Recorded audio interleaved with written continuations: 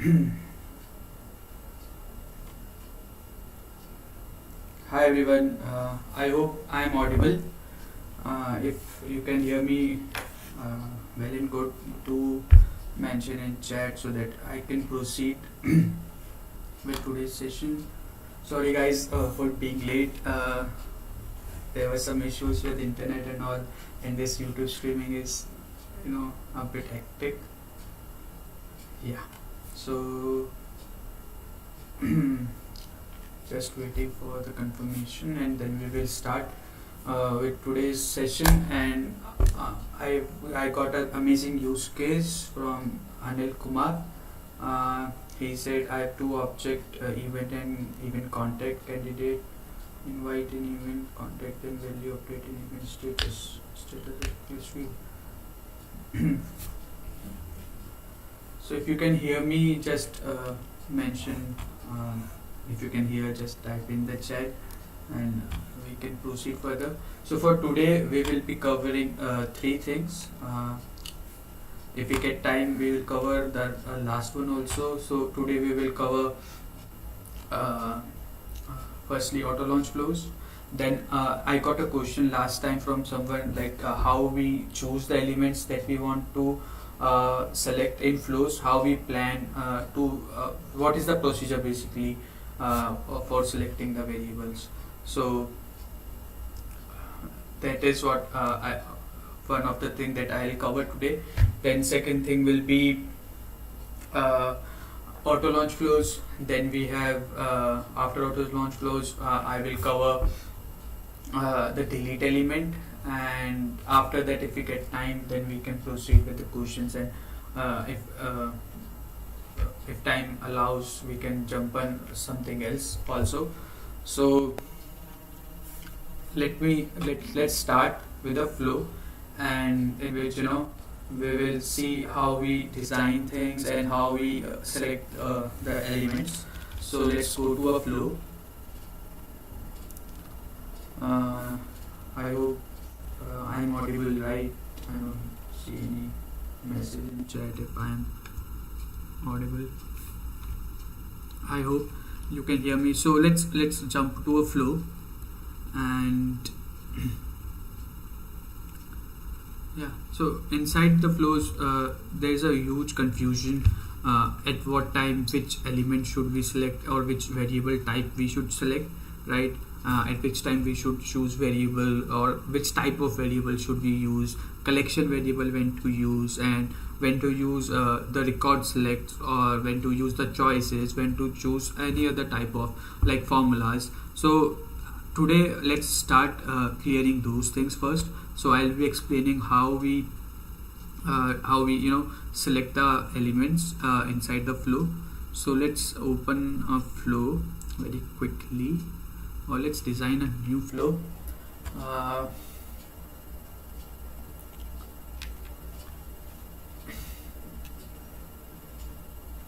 Yeah. So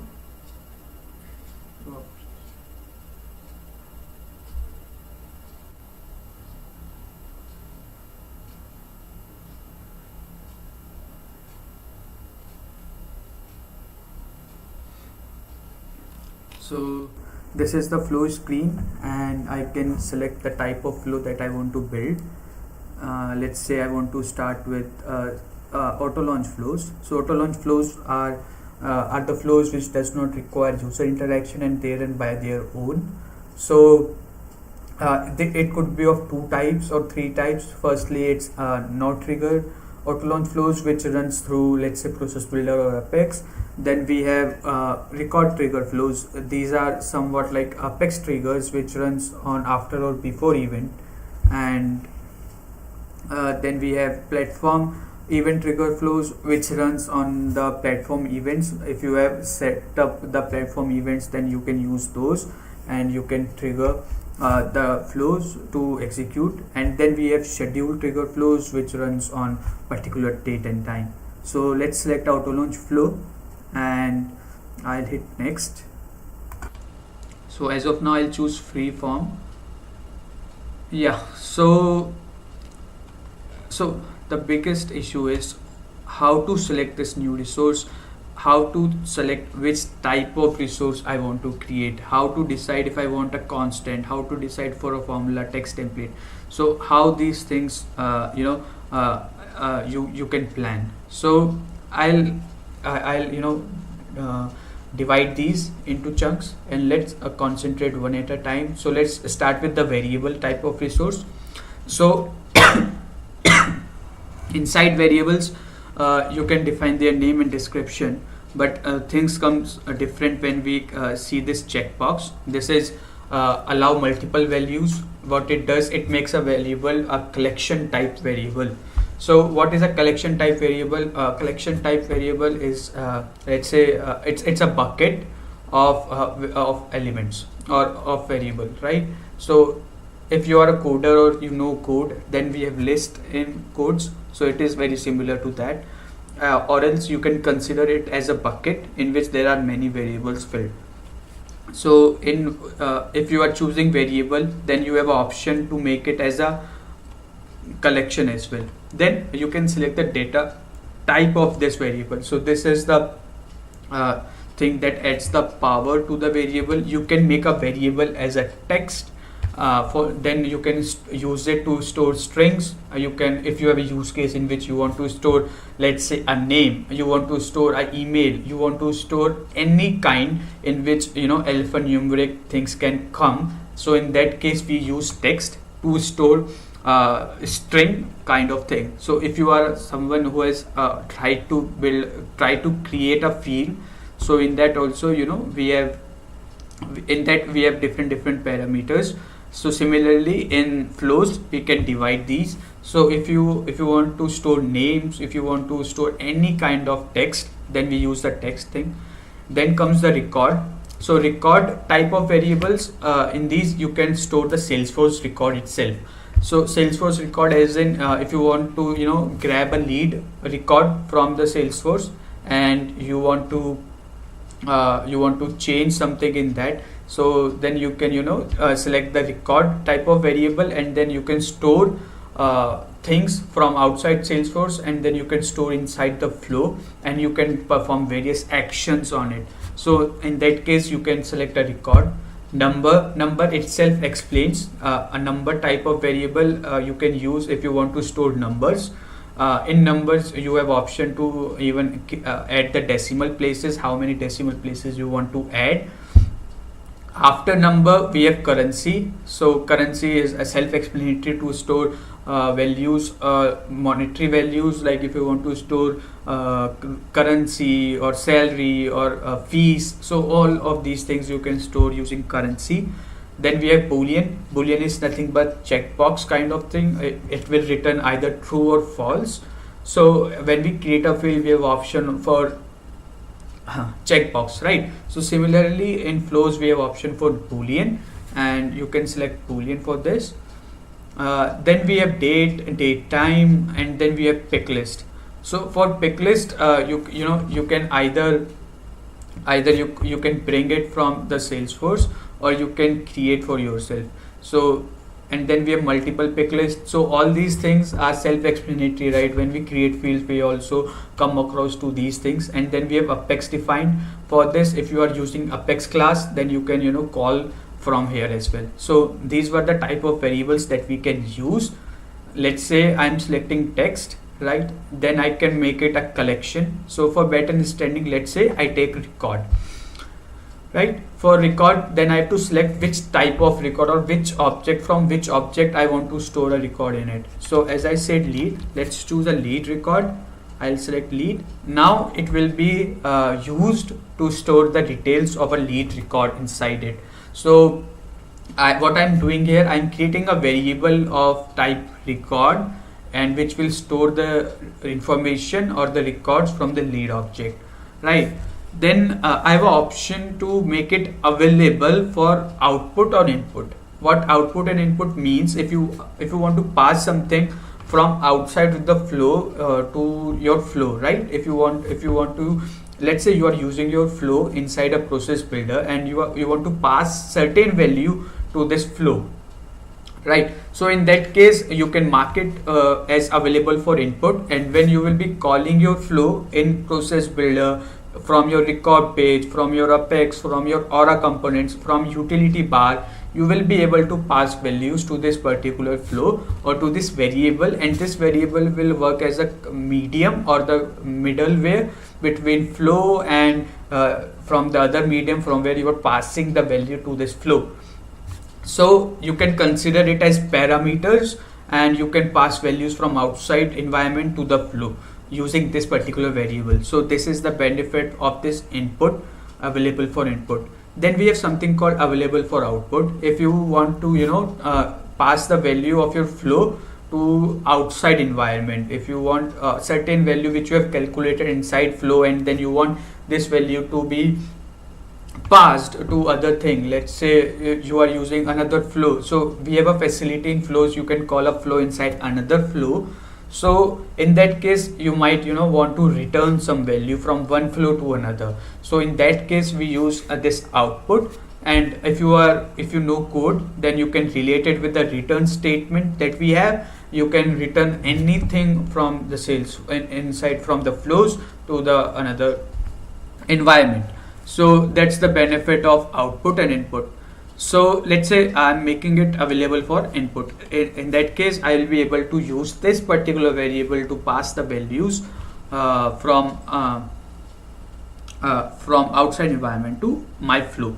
Then why we need this checkbox? Let's say you want to execute certain action on a collection of records or on a group of records, right? So in that case, what I'll do, I'll make it available, or I'll make a flow understand about this variable is this variable will be available to store multiple records inside it. So if there are, let's say, 10 lead records which I want to execute at once, then this particular variable, let's give it a name, lead collection variable, right? So lead collection variable, what it will do, it can hold a certain number of lead records inside it, and then you can perform any number of operations using loops, and then you can do update or delete whatever you want to do on this particular thing. So this is the benefit of multiple values. You can use it to store multiple values of a type. So you can consider it as a list which we have in Apex. So that is the role of this multiple values, and that sums up the variable part. When to use which variable, it depends on the use case where you want to use it. So variable you can consider to store things inside the flow. If you are storing something in a variable, that does not mean you are updating in Salesforce. That means you are creating a local storage inside a flow, and you are storing those things inside the flow. So that's why we use variables. Then we have something called constant. So constant is something you can define which you want constant for all the time, for the entire journey or entire transaction of your flow. This value will be constant, right? It won't change basically. So if you have something, let's say there is something called if you are building something for students or a college, right, then there could be roll numbers, or there could be something that is constant, right? So for those things we use constant, and then you can define that type that is similar, text, number, currency, date, or boolean, depending on the use case how you want to define it. After constant we have formula. In formula it is exactly same to the formula that we create in the fields.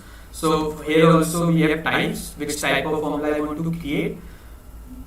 Although I don't have option to select which type of which formula I can use here, but if you are good with formulas, you can use it. Or what you can do, you can go to Google, right, and you can go to Salesforce formula, right, and all the formulas which will be available in this list, you can use all these formulas inside here, and you can process your data accordingly, and you get so many options that you can use. Like if you want current user details, current logged in user detail, current logged in profile details, all these things you can use at the moment inside the flows. And if you want to work on any of the variable that you have created, that also you can use it from here directly. So formulas you can use to create whatever scenario you want to meet, the complex calculations and all those things you can do here itself using the Salesforce formulas that we have in Salesforce formula fields, right? So it is exactly same. You can create variable formula inside here only. So after formula we have something called text template. So text template can be used many places, like for if you are using text templates to send emails from flows, right? In that case you can design your email templates and you can use it as a text reference, or if you want to showcase on your Salesforce flow screen something customized, in that case also you can change it accordingly. Let's say I'll say lightning flows, and I can use these things to customize it, and then I can present it on my screen.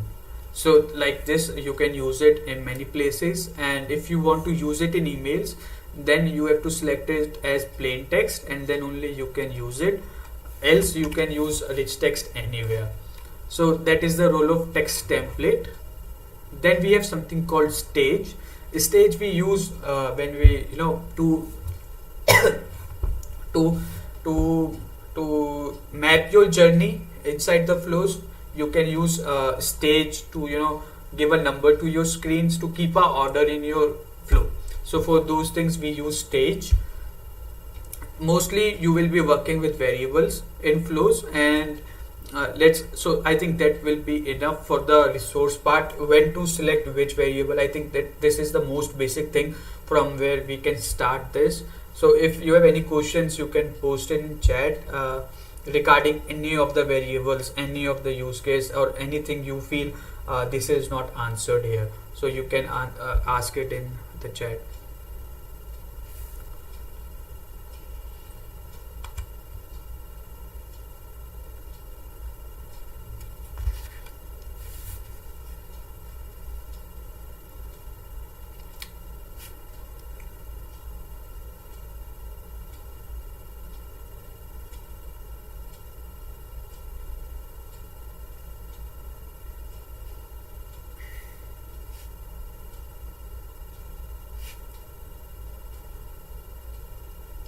So you can see this chat, live chat. You can put your questions here, and we can take it from here itself. Okay, so I think we don't have any questions. Okay, so let's move ahead. I think we are good with the basic things, how to start building your flows, because this is the most important and the basic initial step that is required. It is wise to allow input and output checkbox. So it depends when to use. Thank you, man, for the question. So he's asking, is it wise to select allow input or allow output checkbox? So it depends if you want to fetch something from outside environment into your flow, or if you want to you want to pass the value from your flow to something else. So in that case only check these boxes, else it is no rule. So if you have variables or you have requirement in which you want to pass certain thing to your flow, or if you want to pass or you want to transfer from your flow to something else, then only mark these checkboxes true. I hope it helps.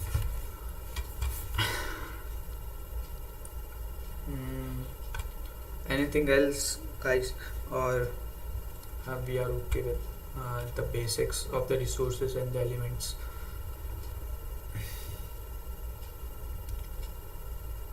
Okay, so I feel we don't have any more questions, so I will start this flow. So what we are going to do, I'll take let's say let's work on collections. So I'll be showing the loops today, how we use loops inside Salesforce flows, and how you can easily manage many records. No, Meg, so there will be no harm if you select these boxes. only your flow, if you're putting your flow in process builder or on screens, and then someone might pass the value to this, and it will then work as a default value for that particular variable, right? So in that case only it can cause some harm or some issue. And if your flow is designed in such a way where default value won't impact much, then it will not create any mess, right? So what we are going to do, we will take a bunch of let's say a bunch of contacts.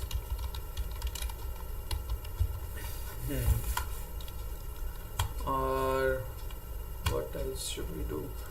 Let's take leads, and if someone is interested, we can proceed with their scenarios also. So I'll select the lead, and I can select the field which I want to filter. So here what I'm doing, I'm taking the collection of leads inside my flow, and then we will do certain operations on it. So what I will do, I will take those leads which have, let's say, phone number null equals, I'll change equals to null, is null, and I'll mark it true. So I'll take those leads on which phone number is false or is null, and I'll take all the records. So here I have option to take all the records which have phone number equals to null, but make sure we have governor limits here also. So you cannot query more than 50,000 records using get records. So make sure you are using appropriate filters, and your flow will not get elements more than will not get records more than 50,000.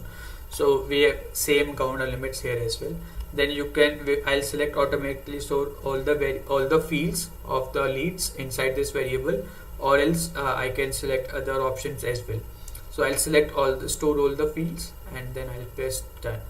So here I am storing all the lead records inside my flow, right? Then let's put it here. Then what we will do, we will use a loop. So loop, how to use loops? For loops, what we do, we consider two buckets. One is filled with the variables or the data, and other one is the empty bucket. And what we will do, we will take one record at a time from the filled bucket. We will do certain operations on that bucket, on that particular record, and then we will put it into the empty bucket. And we will do this process continuously till my first bucket becomes empty and my second bucket becomes full. So this is how loop works. We take one element from the filled one or from the collection, we do certain process, and then we give it back. So that's how our cycle works inside a loop. So loops we use when we are working with the collections or the collection of records, variables, right? So in that case only we use loops. So let's say lead loop. Always try to give appropriate name, add description.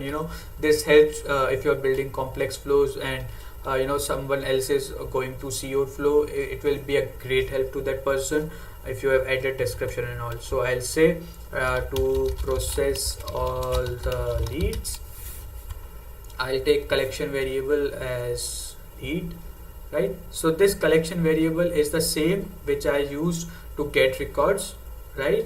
And then I can select whether I want to go from first to last or from last to first. So I can select that as well, and now it's ready. So this is my loop. I will connect it with this, right? And this will automatically create one variable. It will be loop variable, and this loop variable is nothing but the record which we will take one at a time. So it will hold that particular record or variable when we will be executing inside the loop. So let's say inside my loop I want to check if this phone numbers check lead. So what I'll do, not this, let's use decision to checking, right? So here I'll do check lead what I'll do, I'll check if my lead also does not have let's say email inside it, or it does not have company name, right? So all those things we will be checking here. So checking for other leads, other information. Basically what we are doing, we are checking if our lead has appropriate name, appropriate let's say email, phone number, right? So all those things we are going to check here. So let's put no email. So it will check if my lead record has email or not, right? So for this you can see this new variable, this loop variable is created. This is created from the loop itself. So this will be the variable which we will be using for the further processing, right? So I'll use this and then I can select the fields. I have all the fields, and if I want to select the related fields, then also I can jump on those. Basically cross object referencing also works inside the flows. And what I want to check here is the email. If my email is null, that is what I want to check, and value is true. So it will say if my email is null and it is true, then it will return as no email, and if this outcome is false, then it will return the default outcome. So default outcome, it is like if and else, right? So if this happens, then do this, and if this happens, do this, or else do this. So that is how this decision thing works. You can add more and more outcomes here as per your need, and if you want to delete, just use this button and you will be able to delete it smoothly. So what I'll do, I'll hit done, and here is my decision element. And if you have connected this, right, you will get a prompt from which flow I want to select, from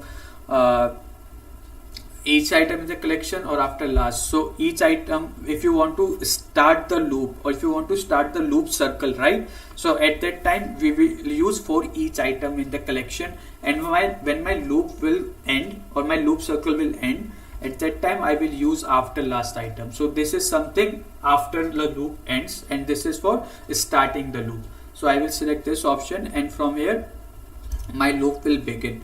And let's say you have connected, sometimes what happens, you have connected this node incorrectly, right? You wanted to connect it somewhere else, but mistakenly you have connected here. So what you have to do to delete it, just click on this, it should turn blue, then click the delete button and it will be deleted. So that's how we delete these nodes inside the flows. So here is my decision, and now what I want to do, if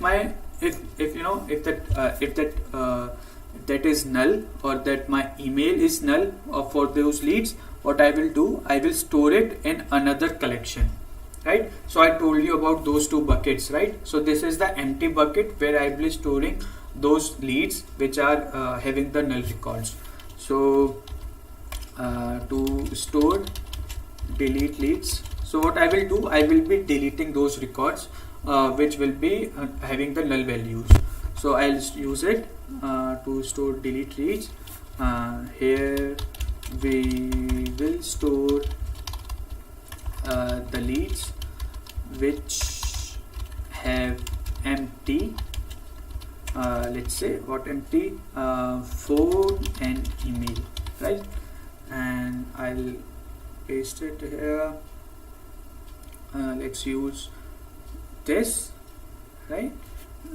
No. So here what we will do, we will assign it to a new list, right? So for that we need to create a new variable. So if you have seen my earlier session, I like 15 minutes before only, I was explaining when to use which type of resource. So at this time, what resource should I select?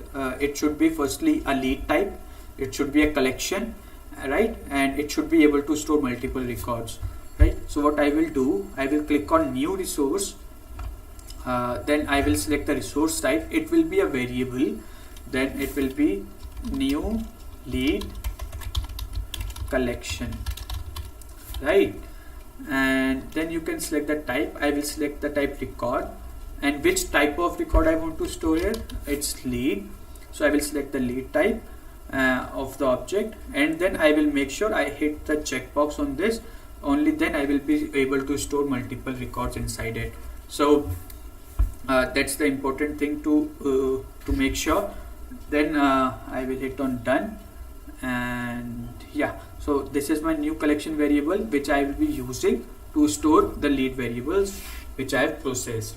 So consider it as the empty bucket that I was talking about. So now here I will use add at start, or you can use add. So I will use add. What I will do, I will add one record at a time into this list. What I'll do, I'll process one record, I'll check if it is empty or not, and if it's empty I will add it into this list. So it will be into this collection, and it will be creating a stack like this, and every time I'll be adding one record on top of other, and I'll store what value I want to add in this collection. I want to add this lead loop variable. So that is how you can add multiple records inside a list or a collection, and hit done. So now I have option to select whether I want to move ahead when it is no email. No email is for that condition where the lead record will not be having any email record. So let's select no email, and that if it is no email, then it will go to my this decision, this assignment, which will basically add that lead record into my new list or new collection which I will process to delete. So that's how you can process it from decision to this. And then let's put it here. Let's reduce the size of this thing. Select it, and let's move it to this direction. So what I'll do, I will close this loop for here, and make sure if you're using loops you are completing the circle. If your loop is not closed, it will not work as you are thinking, because this loop will work like in a circle only, right? So what I'm doing as of now, I'm taking all the lead records which have field null, then I'm using a loop to process the actions on those records. Then I'm using this decision to check if those lead records have empty email or not. If they have empty email, then I'm assigning them to this let's say new bucket of leads, and I'm putting one lead record at a time in this. But what will happen to those records which does not have email empty, right? So for those, what I'll do, I will send those people an email asking for their phone number, right? So how I can do this, I can put my action type here. From action, you can directly send emails from flows. So I'll select type, and here I'll choose email. I can directly select send email, right? And I will choose send email to leads, right? And here I can pass the body, the subject, to email address to whom you want to send the email. So all those things, and if you want to send to multiple people, you can use this one. So let's quickly set up this thing. I'll use a body, and I'll create a new resource. For this purpose, what you should use, it should be a lead, it should be a text template. So I'll use text template here, email body, right? And if you are using it for emails, make sure you have switched it to plain text. Only then it will it will go in the structured way. If you are using rich text, then it will add the HTML coding inside it. So what I'll do, I will use hi, and here I can pass the lead name. So what I'll choose from this is the lead loop variable, right? I'll use this one, and I'll take let's say first name, right? So it will be hi first name, comma, we are glad you contacted us, please give us your phone number, or let's say yes, phone number for further communication. So that's how we can plan an email template. And thanks, and below this, let's say I want to add my organization name or something, I can choose this organization and I can use name, so it will add my organization name in my email only. And make sure it is text template, plain text. Hit done, and this will be added here. Then subject, let's say first communication or something you can select, right? And for email address, what I'll choose, it will be the email address of the lead. So for this I'll select this loop variable, and I will select okay, this is the collection. I'll select comma separated, and then I will select my loop variable. In this I have email, so this will be the lead's email. And yep, so that's all you need to set up an email, and now you will be able to send an email from this. And I'll connect it with this. So yeah, and then let's close this loop also. So I know this looks a bit complex, but you need to make sure your arrows are correct. And so what it will do, let's start from beginning. It will take all the lead records which have phone field empty. It will start a loop on those. Then it will go in this direction, right? It will check if those lead records. So what loop will do, it will divide all the collection into chunks, and it will give one record at a time to this decision element. This decision element will check that particular lead record if that has email empty. Right? If email is empty, then it will send it to this assignment, that particular record, and here I am storing that lead record into a new bucket or a new collection, and then I am ending this loop. But the decision, there is also default outcome if the email field is not null. Right? In that case, what I'll do, I'll send an email to that particular lead, and I'll ask to give me the phone number or anything else you can use. So I'll put it here, and then I will end my loop from this. So I'm making sure my loop circle is completing from this direction and this direction also. Then I can proceed for the further steps. So let's say I want to delete those records which have the empty lead, which have the empty phone number and email both. So those we are storing inside this assignment. If I open this, you can see this new lead collection. Here I am storing those lead records which have empty phone number and also email. So here I'll store those. So what I will do, I will go to my delete records element. I will put it here. I will give it name delete lead records. Okay. Typo records. Right, in description I can add we will delete leads having empty phone and email, right? And then what I can do, I can directly pass that collection that I was using to delete. So this collection I created, this is the variable which I created inside the flow to store those records that I want to delete. So that's how I can put it here, and let's hit done, and make sure you connect it with the loop after this, right?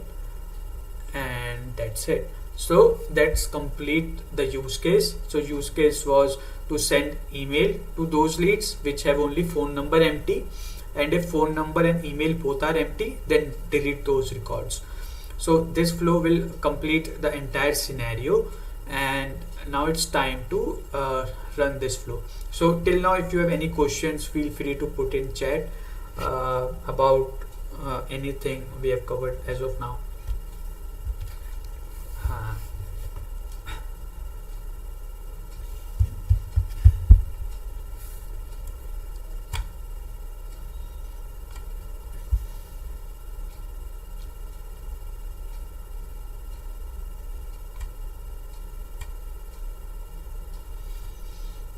Okay, so I think if you have any questions, please guys add it here, or you can put it on my Twitter or something. I'll be happy to answer if you have any questions.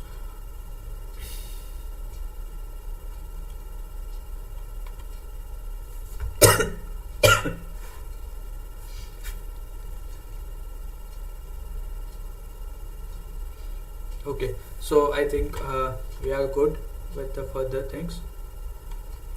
Okay, yeah, so let's save our flow, and then we will do a debugging also. How to debug here, that also I'll show. So let's save it as lead flow, right? Let's save this. Now we will be able to edit these records. So let's start debugging. So this is a new option. If you are using the latest release logs, then you will be able to see this. So this option helps you to debug on the screen itself. So we have a question. I'll continue. Is it possible to make a flow for two objects? Yes. So flows give you powers. Even you can create flows for objects which are even not related, right? You can run flows. You can create flows to communicate with any number of objects. It could be standard, custom, related, unrelated, master detail lookup. It is independent of all those things. Consider it as Apex only, guys, right? So Apex also you can make classes that can communicate with various objects, can do various things. Similarly in flows, you can do update, create, delete on any of the objects unrelated on which you have executed it. So we can do that. So I was talking about debugging. So this is a new option, debug on canvas, that is available from winter 21, in which what we will do, we will select it. If you want to select it to run flow as another user, you can select. If you want to run in rollback mode, this is a very important thing. So rollback mode means if you are using debug and your flow executes, right? So there are chances the data could be modified, right? But if you select this, after the debug ends, the changes will be undone, or the changes will be removed, right? So it helps from impacting your data. So make sure you select this box every time you are debugging your flows. And also you can select this to show the query limits, how many queries you have had. So let's run our flow. Yes, so this is our flow, and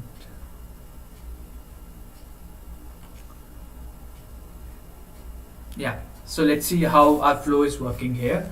So like we have loop here, right? And in Apex, we remember we cannot put DML operations inside the loop, because it is not a good practice to put DML operations inside the loops, and because it might hit the kernel limits. So similarly, we have taken care here also. So my flow is went here, and we executed the lookup, and successfully found the records.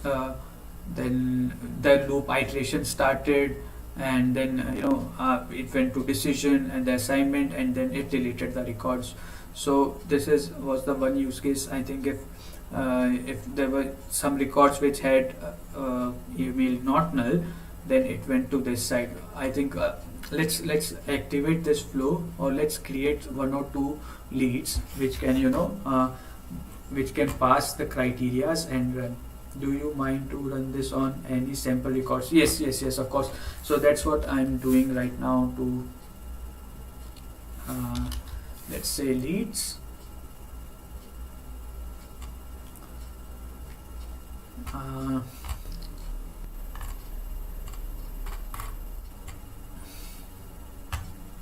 Let's see if we have any lead which matches this criteria, or we will create 2 or 3 leads.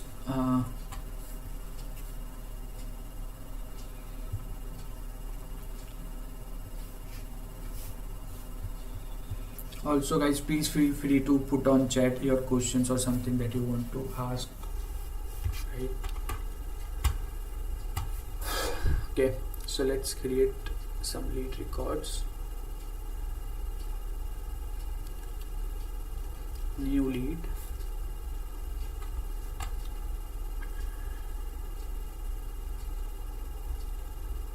And here we have our new lead page. It's loading. Yeah, so let's put the details very quickly. Let's say a viral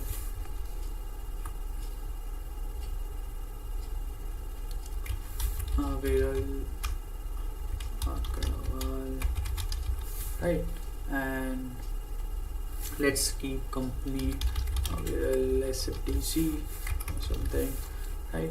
And what I'll do, I will keep my email and my phone number field empty, right? And I'll check if we have any other. Okay, and I'll save this. So one amazing thing, if you want to save a record, just hit Ctrl S. You need not to click on save, and this record will be saved. Ctrl S. Okay, I think it works on edit, but generally it works. If you press Ctrl S, the record gets saved automatically. So this is the one lead record. What we will do, we will create one more lead record in which we will save the lead without the phone without phone number, but with email, so that we will cover both the scenarios. So I will put the name as Jake something, right? And I'll put email. Let's put my email, available SFTC. Okay, so available SFTC at gmail.com, right? And I'll put company. Let's put company JK Limited, and I'll hit save. So now we have created two records. One have both phone and email empty, and one have phone empty and we have email on this. So right now let's go back to our flow builder testing thing, and what we will do, we will click on debug again, right? And let's see if our flow runs or not. Let's click on run,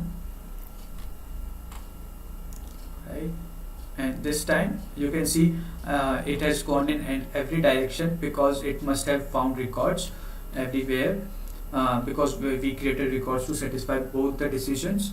So let's see how my flow went. So firstly it went to for the fast lookup, I got the records. So guys, make sure you debug your flows very like in depth, because you can create flows directly in production, and there's a concept of test classes in flows, but people generally don't do that. So make sure you debug your flow completely from top to bottom, right? So that's a very good habit even. So our flow did the get record thing, then we started the loop, it went for the decision, and so this was not null for the first record, that's why it sent the email, right? I'll be showing the inbox also. I must have got an email stating like this: hi Jake, we are this, thanks this, right? The way we planned our body. Then we have this decision to check the lead. It went again back to the loop, then loop gave it right, you can see this flow, right? It actually gave action, then went to the loop again. You can see this iteration 1, this is the second time, and then again it gave the second record to this decision, and then my decision again checked this thing, and my the first condition, which was the checking the email, if my email is null or not, it went true. In that case, I move to this assignment, right? This assignment, and then it went again back to the loop, and here my loop ended. Okay, I have 2 or 3 records more. Then this loop ended here, right? And after this, it went to delete the records like this. So, and then this rollback action happened, in which my changes went back, right? So this was the journey. And if I open my email, I must have got this. Let me show you my email.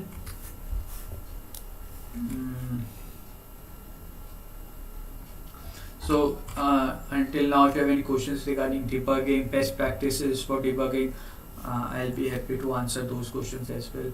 And guys, if you can put a like or something, so that will be good for me, kind of motivational. So right. So let me show you my email. It's here.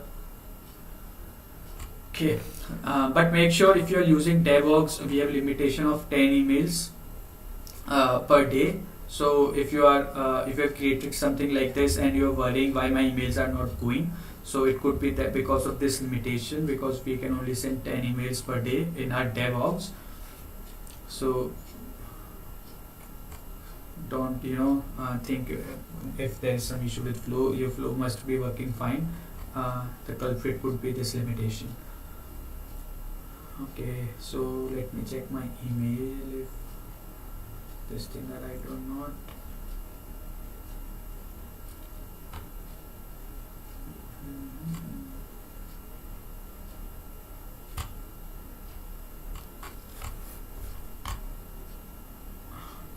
It's taking time.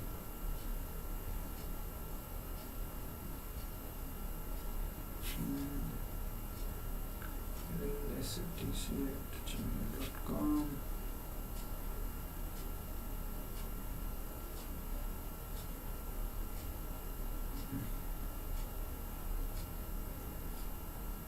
I think I also hit this limit. Okay, so it might be because I hit this limit, but the user will get this email for sure. So that's how this debugging thing works. And this was the auto launch flow. Let me show you how we can call this flow from a process builder or something. So for that, make sure you have activated your flow. That's the first step. So make sure you have activated it. Go back to your setup screen.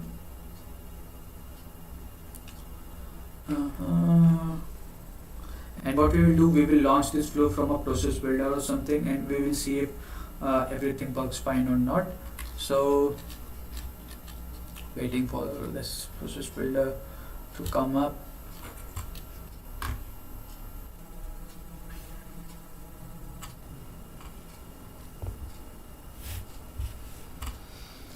Yes.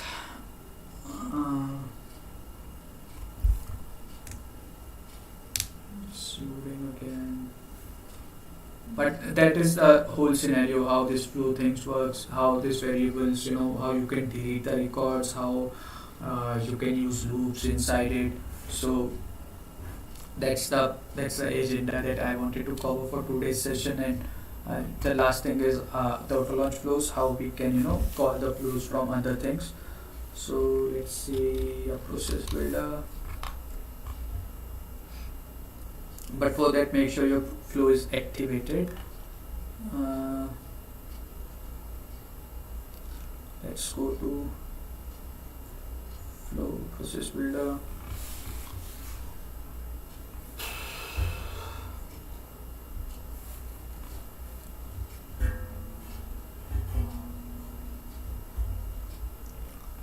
And please do post your questions if you have any questions here, or if you are watching it afterwards. Feel free to add questions in the comments, right? I'll be happy to answer those. Let's add a process name, call flow.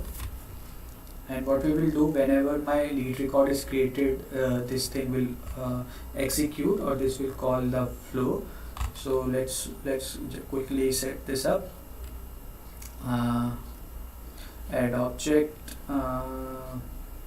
let's say lead. And flows, as I mentioned, if you're creating auto launch flows, they are object independent, right? So you can call it from any type of process builder. Maybe you are working on leads, but your process builder is starting on opportunity, right? In that case also you can call your flows. Let's put no criteria. No, let's place true. This condition will be always true. And let's add a criteria, and now we have action. In action we will select flows, and then I'll put my action name, call flow. right? Then I will select my flow here and I will click on save, like this. And now I can save my flow here.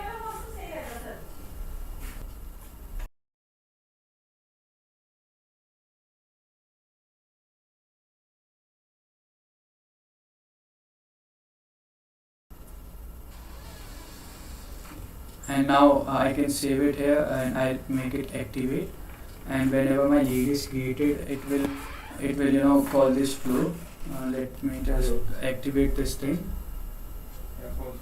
and whenever the lead is created, it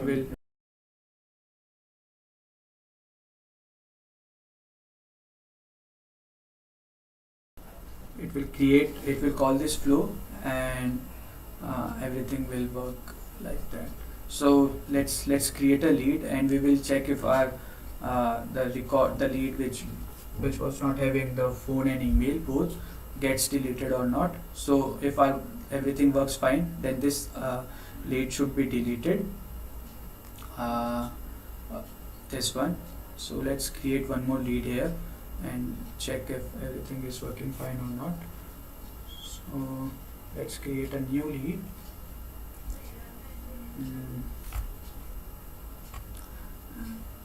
And I'll give it some name.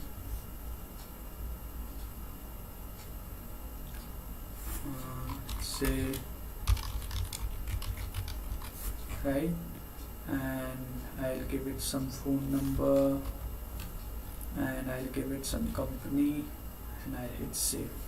So let's see our flow process builder combinedly works well or not. So yeah, so let's go back to all leads and see if my lead gets deleted or not. So for that, yes, and even I have got email also. I can show you the email. This one, yes. So you can see the record which we created, which does not have the email and phone number, that is no more here because it is deleted as per our flow. And also I'll show you my email also. I've got an email according like how we were designing the flow. So it sent the email for this JCAM record because it has only the phone. It does not have phone but is an email. So I can show you my email also. Let's put it here.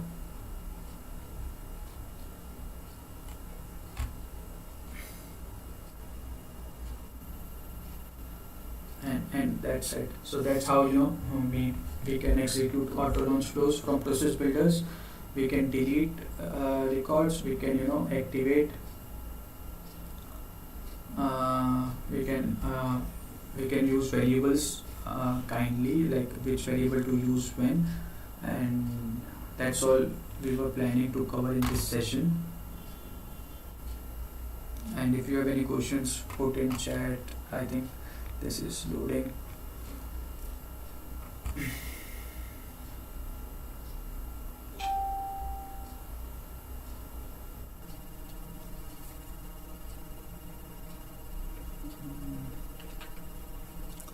So if you have any questions, please put in this chat thing so that we can answer and others can also see. So this was the email that we designed in our flow, and we got the name and we got the organization that is according to the record and the current logged in user aspect, and that's how we can send emails.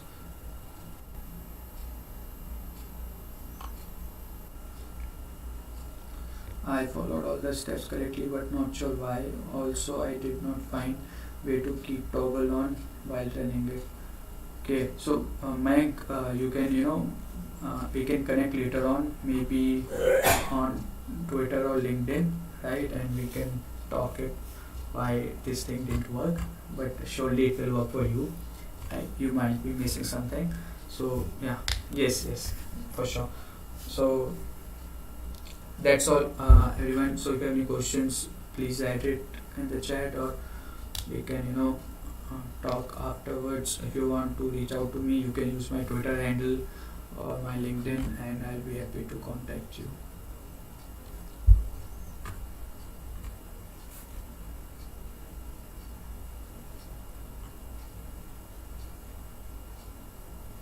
Okay, so thank you everyone. We will connect next Sunday, same time, 8:30 IST, and we will cover some more amazing topics about flows in that session. So stay tuned. Thank you.